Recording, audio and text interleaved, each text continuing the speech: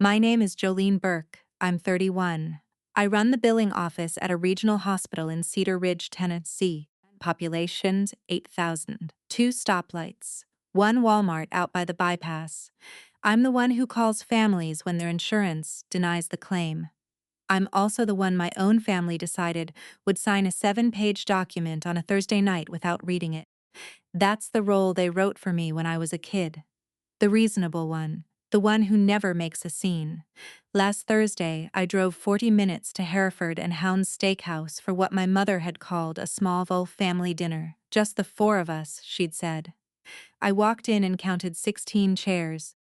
Aunts, uncles, a cousin I hadn't spoken to since my grandfather's funeral, and a stapled stack of papers face down on the bread plate in front of my father, like a place card. He turned the papers over without looking at me, slid them across the linen with 2 fingers. Sign this, and we can stop pretending you cared about your grandfather. Then he picked up his fork and went back to his ribeye. What he didn't know was that 14 months earlier, 3 weeks before he died, my grandfather had walked into an attorney's office in Cookeville with a witness and signed paperwork that made every line of those 7 pages worth about as much as the napkin under them. And in my purse was a sealed envelope from that attorney, hand-delivered to my front door at 9:14 that morning, 1 line on the front in pencil. Do not open until you are at the table. I hadn't opened it yet. Welcome back to the channel. If you have ever been the family fixer, the reasonable one, the cosigner of last resort, pull up a chair. Drop a comment wherever you are listening from. Hit subscribe before the envelope comes out, because you are going to want to be here when it does. Now I have to back up, because to understand what was in that envelope, you have to know who my grandfather was. His name was Macon Burke. He was 79 when he died, a retired clinic administrator who had spent 41 years running the business office of the small family medical practice on Magnolia Street in Cedar Ridge. He wore the same brown belt for the last 20 years of his life. He took his coffee with 1 ice cube, never 2, never milk, never sugar, and he could read an insurance explanation of benefits the way most people read a menu. I was 16 when he sat me down at his kitchen table and taught me to read one. My mother had brought a stack of bills over to his house, the way she always did when things got tight, and he had looked at the top one and shaken his head slowly. He told me to come over and sit down. He spread the papers out across the oak veneer and pointed to the line that said, "Amount allowed," and the line that said, "Amount MAO," and explained the difference between them like he was teaching me to drive. Me. The people who run the money are the people who run the world, Jojo. They count on you not knowing how to read this. Don't let them. I learned how to read it. I read everything my mother brought him after that, before he saw it. By the time I was 18, I was correcting his math. He paid for 2 years of community college so I could finish a billing and coding certificate. My parents did not contribute. They told me I should focus on finding work first and worry about education later. And then they bought my sister Tessa a $6,000 cosmetology program in Knoxville the year after that. Tessa was the golden one. Everyone agreed. Even me, for a long time. Tessa was 3 years younger and exactly the kind of pretty my mother understood. She wore her hair the way the magazines told her to. She laughed at every joke my father made, including the ones that were not jokes. She was the one called downstairs to greet guests. I was the one sent to refill the ice bucket. When Tessa got her cosmetology license at 19, my mother put a notice in the Cedar Ridge Sentinel. When I got promoted to billing supervisor at 28, my mother forwarded me a coupon for fabric softener. I am not saying to score points. I am saying it because the math of a family runs both ways. Whatever Tessa took from the till, I was expected to put back into it. I started doing it when I was 19. My first real paycheck went to the electric bill. My parents were behind. My father had not worked a full month since November, and my mother stood in the kitchen and asked me, with one hand on her forehead, what I thought she was supposed to do. I paid the electric bill. I paid the gas bill the next month. The Christmas after that, when Tessa needed a deposit on her first apartment, I paid that too. $850. I remember the number because I had been saving it for a used car. My father needed a transmission rebuild when I was 23. I told him I had a friend whose uncle owned a shop and could do it under warranty. I paid the friend's uncle, who did not exist, $2,300 in cash, so that my father would not have to know he had taken a handout from his own daughter. He told everyone for the next 2 years that he had gotten lucky on a warranty. I paid for Tessa's bridal florist when she got married at 24. I paid the photographer. I paid half the reception. I sat at the head table in a lavender bridesmaid dress and listened to my mother give a toast about raising 2 strong, generous girls, and I felt nothing, not pride, not bitterness, just the particular tiredness of a person whose name has been left off her own check. I want you to understand something. I did not do it because I am a saint. I did it because by the time I was 15 years old, I had figured out that the fastest way to keep my parents from fighting was to make sure nobody had to ask twice. Ask once. Jolene pays, dinner stays quiet. I trained them. They were not born expecting me to be the bank. I taught them, one electric bill at a time, that the bank was open. My therapist's name is Dr. Halverson. I started seeing her 2 years after my grandfather died, when I realized I had not cried at his funeral and could not figure out why. She is the one who said it to me plain. Jolene, you were not a daughter in that house, you were a function. I almost walked out of her office. Then I sat back down and listened. Macon saw it, he saw it before I did. He saw it for 30 years. He did not interfere while my parents were on speaking terms with him, because Macon was a man who believed grown adults had to live with their own decisions. But he did 3 things over the years that I only understood later, after he was gone. The first thing he did was open a savings account in my name when I was 8 and put $50 in it every month from his own check. He never told me. The account had $9,000 in it the day I turned 18, and he handed me the passbook in his kitchen with the same flat expression he used for everything and said, "This is for college. Do not tell your mother." I did not tell my mother. I used it for the certificate and a refurbished laptop and the deposit on a small apartment a year after that. The second thing he did was teach me, slowly and on purpose, how to handle money, not in a lecture, in small moments. He had me balance his checkbook with him on Sundays afternoons, starting when I was 11. He showed me his Social Security statement when I was 15 and explained how it worked. When I turned 21, he handed me a Vanguard prospectus and told me to read it before I ever opened a brokerage account, and to never trust a person who could not explain their fees in one sentence. The third thing, and this is the one I did not know about until much later, was that he had been quietly watching what my parents were doing with his name. My father had been forging Macon's signature for about 18 months when Macon caught him. This was 3 years before Macon died. I have to be careful about how I tell you this because some of it is hearsay from my grandfather. Some of it I read in a letter, and some I learned from a forensic accountant in a fluorescent lit office in Cookeville 14 months after my grandfather's funeral. What I know is this. My father took out a personal line of credit at a small regional bank in Sevierville for $63,000, with my grandfather listed as co-signer. My grandfather had not co-signed anything. My father had signed Macon's name on the application and used a copy of Macon's driver's license that he had picked up off the kitchen counter at Thanksgiving the year before. He had been making interest-only payments for a year and a half before the bank, doing routine fraud review, flagged a signature inconsistency, and called my grandfather to confirm. Macon did not call the police. He did not call my mother. He sat at his kitchen table for 2 days, the bank statement in front of him, his coffee getting cold. Then he called a small estate attorney in Cookeville, named Edward Pellington, a man Macon had known since 1981, when Macon had quietly written off a hospital bill for Pellington's father at the clinic when the family could not pay. Pellington still remembered. Some debts in the world get repaid in different currencies than the ones they were borrowed in. Macon walked into Pellington's office on a Tuesday afternoon in October.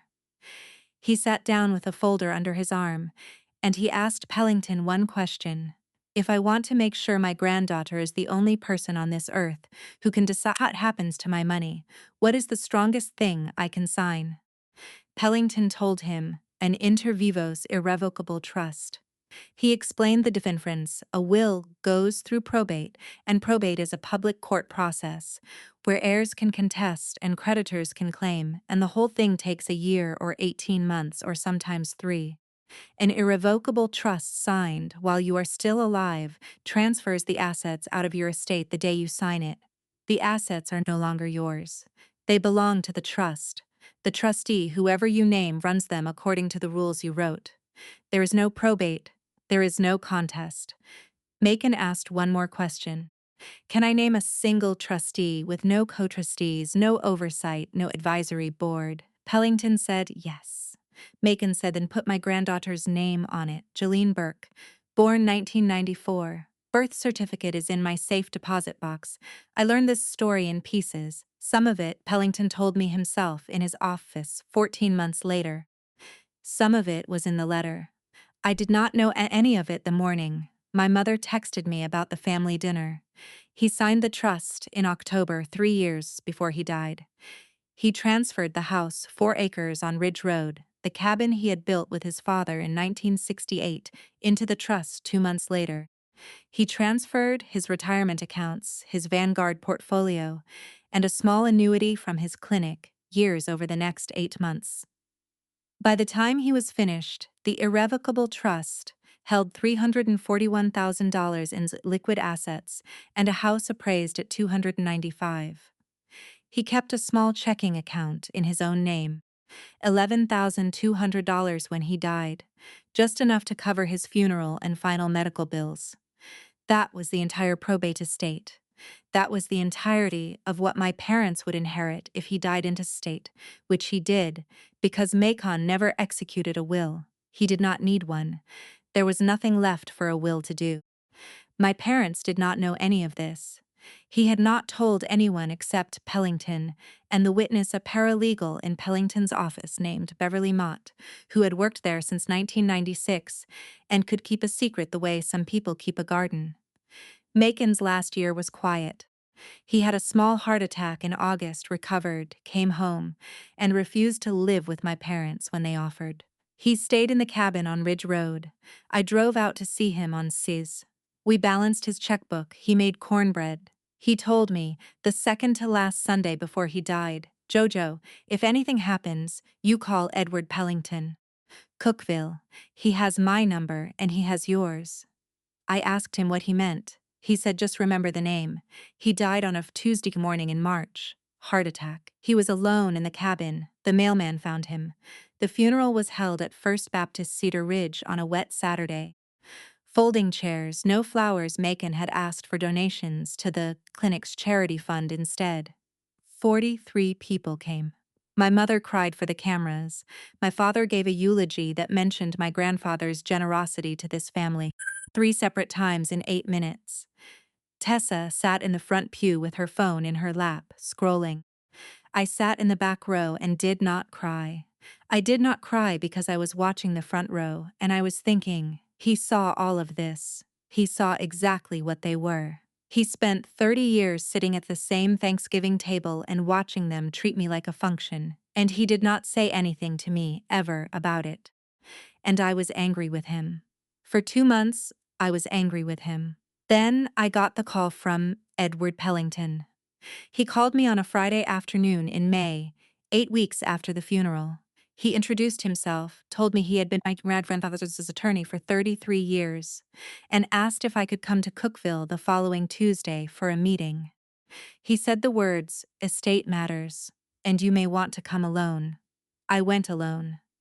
I sat in his office on a green leather chair that had been there since the Reagan administration, and Pellington opened a folder, and for the next 40 minutes he told me what my grandfather had done. I cried in that office. I cried for the first time since the funeral.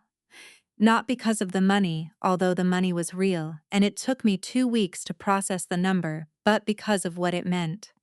Somebody had been watching. Somebody had seen what was happening to me at every Thanksgiving and every Christmas and every Sunday dinner for 30 years and had decided quietly to do something about it. He had not told me because he did not want me to feel obligated. He had not told my parents because he knew what they would do if they knew. He had also, Pellington told me, left a sealed letter in the office safe. The letter was not for me to open yet. The letter had what Pellington called trigger instructions on the front that specified when and under what circumstances it was to be delivered. I asked Pellington what the trigger conditions were. Pellington looked at me over his glasses and said, "Your grandfather was a careful man. He believed the people in your family would at some point try to use you to undo what he had built. He instructed me to deliver the letter to you the day that happened, not before, not after." I asked him how he would know. He said, "I will know. I drove home from Cookeville that afternoon with $341,000 and a cabin on 4 acres now legally under my control, and a feeling I had no word for. It was not grief. It was not relief. It was something closer to being seen, finally at 30 years old, by a man who had been dead for 2 months. I did not tell my parents about the trust. Pellington had advised me not to, and I would not have anyway. I did not tell Tessa. I did not tell anyone except Dr. Halverson, who took her glasses off and set them carefully on her desk and said one thing. "Jolene, your grandfather did the hardest thing a person can do. He let you survive your family so you would know what you survived." For 14 months, I did nothing with the trust except what Pellington and I had set up. A small monthly distribution to me, $1,500 a month, less than I made at the hospital, which I used to pay on my mortgage. The rest stayed where Macon had put it, generating modest interest untouched. The cabin stayed empty. I drove out on Sundays. I sat on the porch. My parents did not contact me, not once. Not on my birthday, not on Thanksgiving, not on the 1-year anniversary of the funeral. I think my mother was waiting for me to call first, to ask for help with whatever they were going through. I did not call. Then, in February of the 2nd year, my mother texted me. The text came in at 6:14 a.m. on a Thursday. My phone was on the kitchen counter, plugged in, while I was making coffee. I saw the notification before I picked it up. Mom. The contact name I had not changed in 14 months. The message read, "Honey, your father and I have been doing a lot of reflecting. We would love to have you over for dinner Thursday next week. Just the 4 of us. Something small to start fresh. Family takes care of family, sweetheart." I read it twice. I noticed 3 things. The first was that she had said the 4 of us. Me, her, my father, my sister. Tessa was the only sibling, and her inclusion was the tell. If this were really about reconciliation, my mother would not have said the 4 of us without explanation. She would have said, "Let me and your father talk to you first." The 4 of us meant a configuration. The configuration meant a meeting. The second was the phrase, "Family takes care of family." That was the phrase she had used my entire adult life, every time she needed something. The phrase had a meaning in our house, and it had never been the dictionary definition. It meant, "Jolene, pay the bill." The third was that I had not heard from her in 14 months. Not for any holiday. Not when my landlord raised the rent. Not when I had a small surgical procedure in November and listed her as my emergency contact and the hospital called her, and she did not pick up. 14 months of nothing, and now a dinner phrased like a peace offering. I texted back, where and when. She replied within 90 seconds, Hereford and Hounds, Thursday at 6:30. Dad already made the reservations, sweetheart, just bring yourself. I set the phone down, I poured my coffee. I stared at the steam coming off of it. Hereford's Hounds is a steakhouse in Maryfrontville, 40 minutes from Cedar Ridge, the kind of place with thick napkins and a wine list with 2 pages. I had been there once before. I had booked a small dinner there a year and a half earlier, for the hospital's annual recognition night, 15 attendees. I remembered their reservation policy because I had handled it personally. Parties of 10 or more required a credit card on file at the time of booking, $200 per tin to hop, refundable against the final bill unless the bill was disputed. The card on file became the default payer at the close of the evening unless a guest at the table affirmatively requested a separate check before dessert. I knew this, my father did not. I did not say anything to my mother. I let her think I had not noticed. I went to work.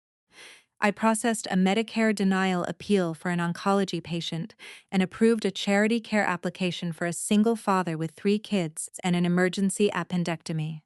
I went home. I called Dr. Halverson on the way and left her a voicemail. I said, "They want me back. I think I am going to go." She called me back that evening and we talked for an hour. She told me one thing I have not forgotten. "Jolene, if you go to find out who they are. Not who they say they are. Not who you want them to be, who they are. And then you decide what to do with the answer." I decided I was going. I told no one except Dr. Halverson. Not Pellington, not my coworkers, nobody. That was a mistake I would not realize until the courier showed up at my door 6 days later. The courier showed up on a Thursday morning at 9:14. He was in a green polo shirt with a small embroidered logo I did not recognize, and he was driving a dark gray sedan instead of a marked van, which is the first thing I noticed because it was not the usual setup. He handed me a manila envelope, sealed with red wax along the flap. He asked me to sign for it. I signed. The envelope had 2 things written on the front in pencil. The first was my name, the second was a single line. "Do not open until you are at the table." I knew the handwriting. It was not my grandfather's. It was Edward Pellington's. I called Pellington's office. Beverly Mott picked up. She knew my voice. Before I could ask, she said, "Mr. Pellington is in court today. He asked me to tell you if you called. He has known about the dinner for 2 days. The instructions stand. Do not open the envelope until you are seated." I asked her how he had known. She paused for what felt like a long time. Then she said, "Your Aunt Marjorie ordered floral centerpieces from First Light Florals on Tuesday. Your mother is a part-time arranger there." She mentioned the dinner. The order included 16 napkin rings. I sat down on the edge of my bed. 16. I did not change my plans.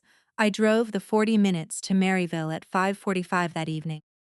I parked my Subaru at the back of the lot. In the row with 3 pickup trucks, I recognized my father's, my Uncle Russell's, and my cousin Garrett's red Silverado, which was distinctive because of the dent in the tailgate from when he had backed into a fence post in 2019. I counted other cars I knew. Aunt Marjorie's Lincoln, 2 more cousins, then 3 I didn't recognize. I sat in my car for 2 minutes. The envelope was on the passenger seat. I had not opened it. I walked into the steakhouse. The hostess at Hereford and Hounds was named Anita, and she was wearing a black blazer and the stress expression I knew well from my own years in restaurants. She checked her tablet. "Burke party?" she asked. I nodded. "We have you in the Madison room. Your father is at the head of the table." She paused, then added more quietly, "Just so you know, the deposit is on his card." He confirmed it when he checked in. I thanked her. I followed her through the dining room, past a half-empty bar, past a private alcove with the door cracked open, to a longer hallway at the back. The Madison room. There were 16 chairs. 2 were the kind a server adds at the last minute, different upholstery, different finish, which meant my parents had told the restaurant there would be 14, and added the last 2 on arrival. The original count was wrong on purpose. The table had been laid for dinner. 3 bottles of wine were already open. A Bordeaux I recognized. A Cabernet I did not. A Pinot Grigio in a chilled bucket. Someone had ordered appetizers. The lobster bisque was still steaming in small white cups in front of every place setting. The room smelled like browned butter and rosemary. The total cost of what was already on the table, at Hereford and Hounds prices, was somewhere between $400 and $600 before anyone had eaten an entree. My mother stood up when she saw me. She had her arms out. "Jolene, honey, you came." The applause started before I had crossed the threshold. Aunt Marjorie clapped. Uncle Russell clapped. Garrett raised his glass. Tessa, sitting on my father's left, smiled with her mouth but not her eyes and lifted a glass of Bordeaux halfway as a toast and put it back down. I walked to the empty chair at the foot of the table, directly across from my father. The seat my mother had clearly assigned by writing my name on a small folded card. Lovely cursive, coral pink ink. I sat. I set my purse on my lap, not on the floor. The envelope was inside, sealed. A server came up behind me. He was maybe 20, 21, with dark curly hair and the careful posture of someone trying very hard. His name tag said Caleb. He asked what I would like to drink. I said, a glass of sparkling water with lime, please, whichever's quickest. He nodded and stepped away. My father did not stand. He looked at me across the table and said, glad you could make it. That was the opening line of the evening. The small cuts started during the Aunt Marjorie leaned across Uncle Russell, her elbow on the linen, and said, Jolene, you look tired, honey. Are you eating? The way she said it. Eating. Like the word might be a question I had to answer twice. Garrett, who I had not spoken to in 4 years, told a long story about his Silverado that I did not pretend to follow. He kept glancing at me to see if I was listening. I was not listening. 16 people, 16 lobster bisques at $12 apiece. 3 bottles of wine. I recognized the Bordeaux from the menu, a gross cru at $160, and the Cabernet at probably $90. The Pinot Grigio in the bucket was likely a $40 bottle. Appetizers I could see on the table from my seat. A charcuterie board for 6, 2 orders of seared tuna, a Caesar with white anchovies. They had not ordered entrees yet. The bill so far, with tip projected at 20%, was around $640. The entrees would triple that. The dessert would push it past $2,000. My father raised his glass for a toast. He stood, the room hushed. To family, he said.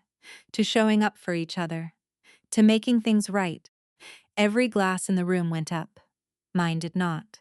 I had not been served, yet Caleb was just placing the sparkling water in front of me as my father spoke, and the timing landed in a way that made everyone notice. I picked up the glass. I did not raise it. I took one slow sip and set it down. My father sat. His jaw was working under his skin. Tessa leaned into my mother and whispered. My mother nodded. My mother turned to me. Sweetheart, your father and I and all of us really wanted to talk to you tonight about your grandfather, about his wishes, and about how we move forward as a family. I waited. Your grandfather, God rest him, was a private man. We loved him, we did, but he didn't always understand how a family works. And after he passed, your father and I went to a lawyer. We did this for the family. She paused. She looked at my father. He nodded. She continued. We had a document drawn up. Just to clarify things, to make sure that what your grandfather wanted, what he really wanted, deep down gets honored the way he meant it. She had practiced this, I could tell. The rhythm was too smooth. Tessa pulled the stapled stack of paper from her lap, where she had been hiding it, and slid it across the table to my father. My father turned it face down on the bread plate in front of me. Just read it through, he said. Sign it tonight here with family. Then we can all move forward. I looked at the papers. I looked at him. What is it? It's a family agreement, my mother said. Bram Tollison drew it up. He's an attorney in Knoxville. Very reputable, very fair. It just outlines how we'd like to honor your grandfather's memory, distributing his assets equally, the way he would have wanted. I picked up the stack. I turned it over. The title page said, Burke Family Equitable Distribution Agreement. 7 pages, single-spaced. A signature line for me on the last page. I started reading. I did not rush. I read it the way I read denied insurance claims at work, slowly, marking the language. By the second page, I had found the operative clause. It said that I, Jolene Burke, in my capacity as sole trustee of the Macon E. Burke Irrevocable Trust, dated October 18, 2021, hereby resigned my position as trustee and surrendered all assets of the trust to Uphold Family Fund to be administered by a 3-member committee consisting of Kurt Burke, Reagan Burke, and Tessa Burke Hollis. I read that clause 4 times. I set the paper down. I looked up. My father was watching me. His arms were crossed. He had the small, satisfied expression of a man who had set a trap and could now hear its frisk. My mother had her hands folded at the table, one thumb tapping the back of the other. Tessa was looking at her wine. I said, "Did Bram Tollison explains what an irrevocable trust is?" My father blinked. "What?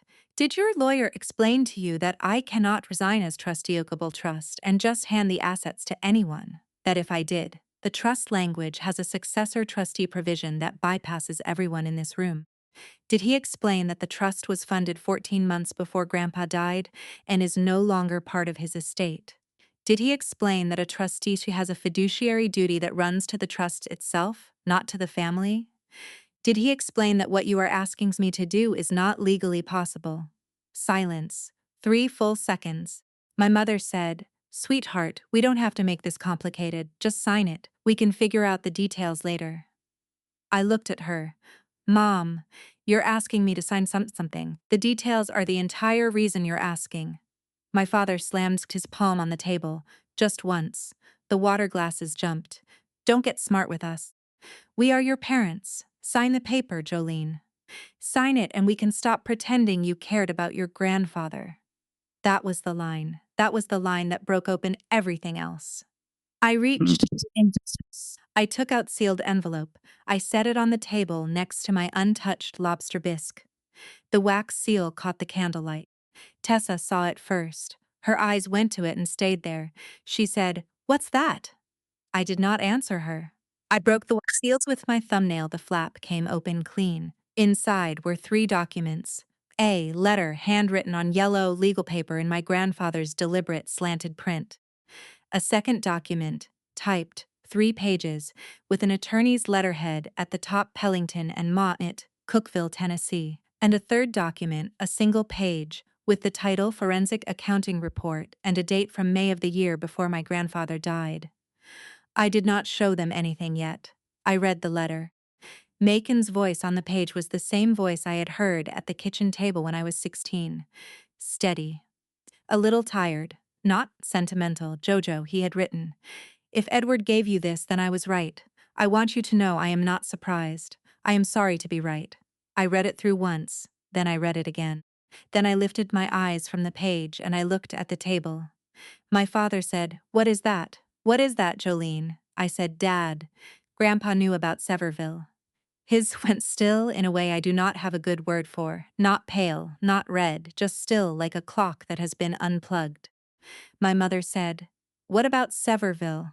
I did not answer her. I was watching my father. I said $63,000, a personal line of credit at Mountain Heritage Bank. Cozenier, M.E. Burke, application dated April 2018. Driver's license number ending in 7741. The signature on the application is not Grandpa's signature, Dad. Grandpa caught it 8 months before he died.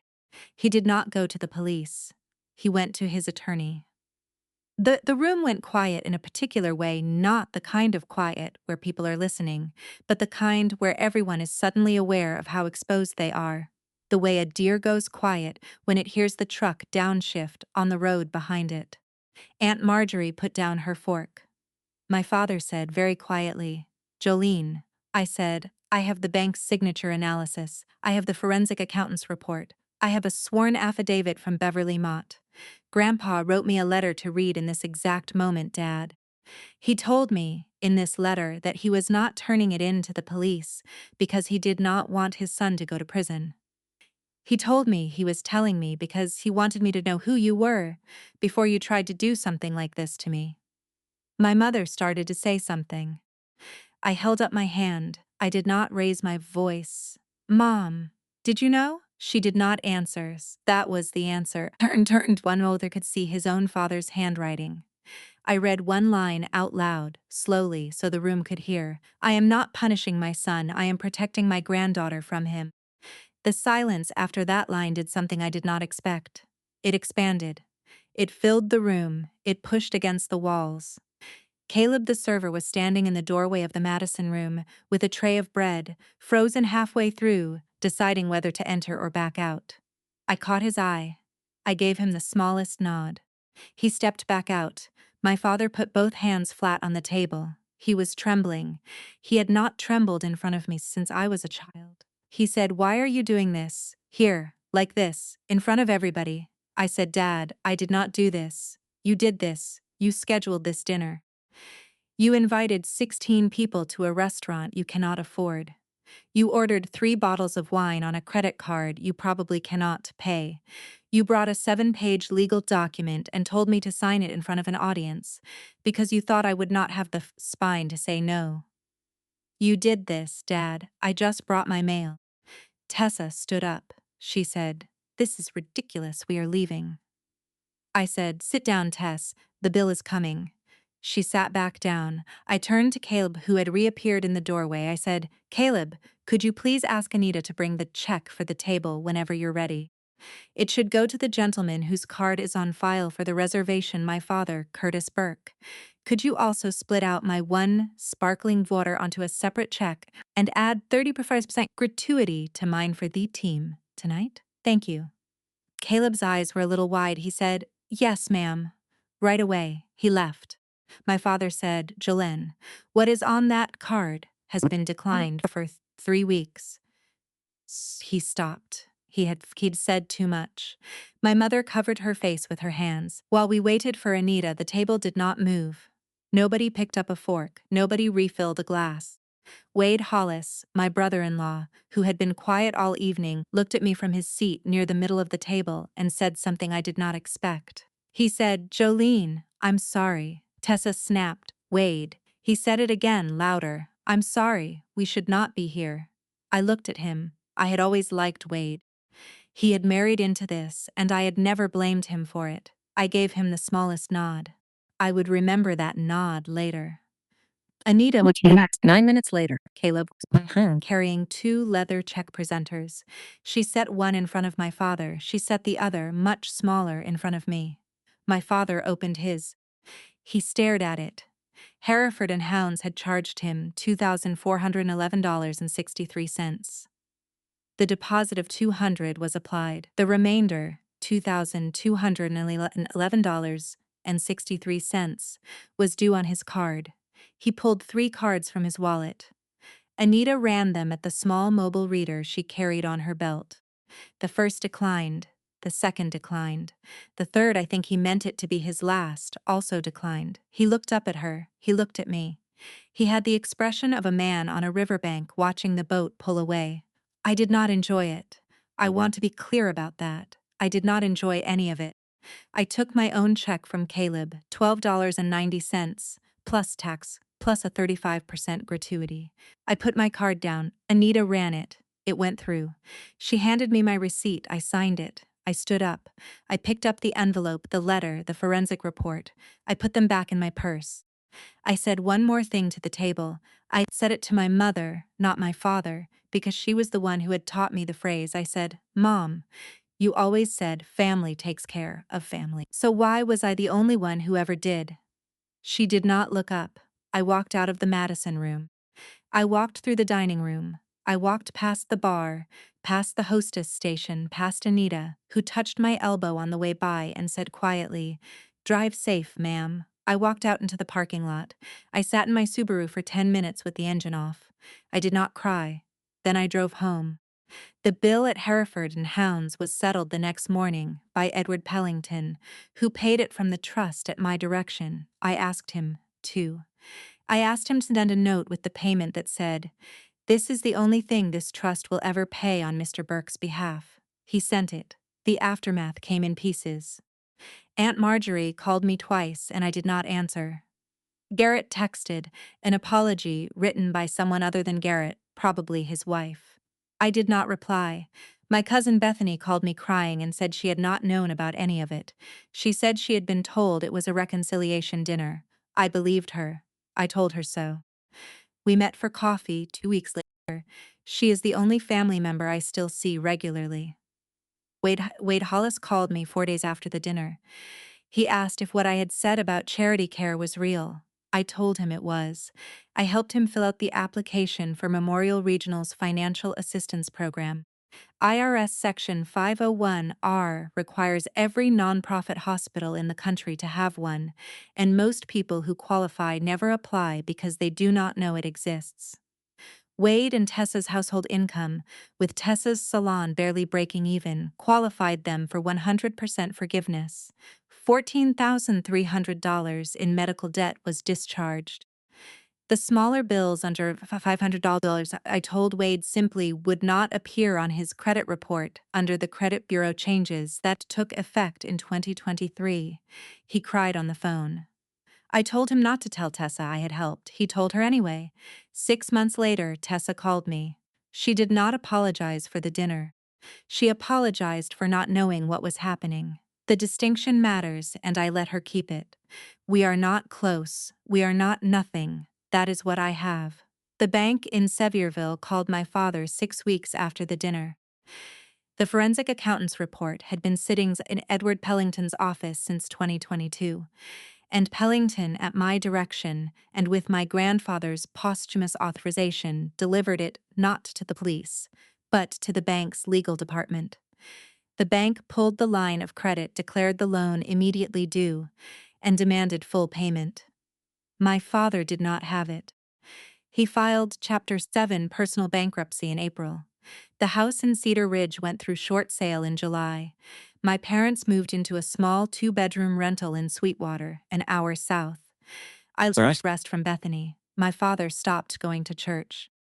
He started seeing a counselor at the Tennessee chapter of Gamblers Anonymous, which surprised me until Bethany told me she had walked into his garage in 2019 and seen a stack of unopened envelopes from a sports book in Indiana. He had been losing money I did not know existed. The $63,000 at Mountain Heritage had not been for groceries. I thought he would hate me. He does not. I learned this from a letter he mailed me in October, 8 months after the dinner. Was 3 sentences long. He wrote, I have spent 8 months trying to come up with something to say to you that is not an excuse. I do not have anything. I should have been your father, and instead I made you my bank, and I am sorry, and I do not expect a response. I read it twice. I did not respond right away. I gave myself a month. Then I wrote him back. 2 sentences. I said, I got your letter. I am not ready, but I am not closed. He has not written again. I think that is right. I think we are both learning how to be patient in a way neither of us was taught. My mother called me on a Tuesday in November. She left a voicemail. She said the words, I am sorry, 4 separate times in a 90-second message. She did not ask me to call back. I have not called back yet. Some days I think I will. Other days I am not so sure. That is what 8 months looks like when the silence was 14. I used the first annual interest distribution from the trust, about $11,000, to set up a small scholarship at Cedar Ridge High School in my grandfather's name. $4,000 a year, awarded to one student going into a healthcare or financial services field. The first recipient was a 17-year-old named Wren Marlowe, who wants to be a hospital social worker. I met her once at a small ceremony in the school library. She had her grandmother with her. I shook her grandmother's hand. I did not say much. I am not good at speeches. Macon would have liked her. That is all I have to say about that. I drive out to the cabin on Ridge Road Mountains most Sundays. I sit on the porch. The 4 acres are quiet. The cabin smells the way it always smelled, like old paper and wood smoke and the inside of a man's coffee cup. I have not moved into it. I do not know if I will. Some days I think I should sell it and put the money into the scholarship. Other days I sit on the porch and think Macon built this with his father. And his father built it from trees that grew on this land, and I cannot picture another family on the porch yet. I do not have to decide today. That is one of the things I am learning. Here is what else I have learned. Generosity that is not chosen is not generosity. It is a fee, and the fee compounds every check you write without being asked, teaches the people you love that they do not have to ask. By the time they stop asking, they have stopped seeing you. They see the deposit. My grandfather knew this. He could not see me frame it while I was in it. What he could do was wait long enough for me to be old enough to save myself, and then make sure I had the tools to do it cleanly. That is what an inheritance actually is. Not money. Direction. If this story landed somewhere true for you, drop a comment with the name of the person who saw you when no one else did. I will read everyone. And if you want to know what happened the night my mother finally called and I picked up and what we said, that is the next video. A note before you go.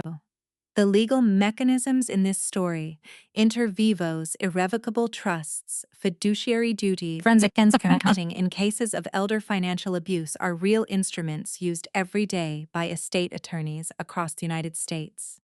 Laws differ from state to state, and what works in Tennessee may be structured differently where you live. If anything tonight made you think about your own parents, your grandparents, your own boundaries, please do not act on what you heard in a comment section. Sit down soon with a licensed estate attorney in the state where your loved ones live. The American Bar Association maintains a lawyer referral directory you can search online. If you suspect a youth an elderly member is being financially exploited, the Federal Elder Care Locator operates a free, confidential helpline at 1-800-677-1160 that will connect you with local support services. I am not an attorney, and nothing in this story is legal advice. I am someone who wanted to tell a story about what it costs to be the one who never makes a scene, and what it costs to finally make one.